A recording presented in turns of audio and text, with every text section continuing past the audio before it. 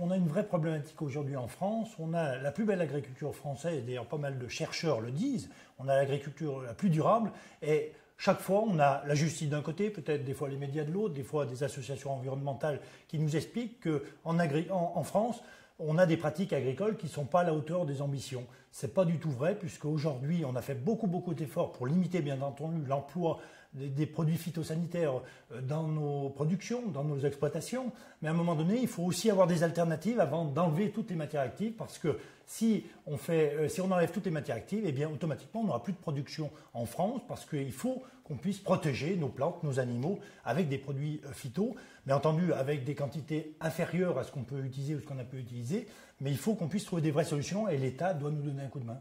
D'accord. Donc ça veut dire que vous en avez besoin de ce Roundup Pro 360 en fait?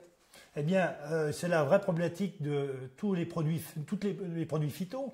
Le Roundup 360, on ne l'emploie pas parce que ça nous fait plaisir, parce que premièrement, c'est très cher, et dans certains cas, avec bien entendu une parcimonie en termes d'utilisation, il faut qu'on puisse avoir l'utilité.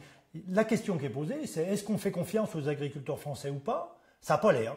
Et ça me révolte, ça révolte tous les agriculteurs. Le dénigrement pratiquement permanent de l'agriculture française, alors que l'agriculture française est la meilleure du monde, et tout le monde le sait, ou du moins je ne sais pas si tout le monde le dit, mais tout le monde le sait.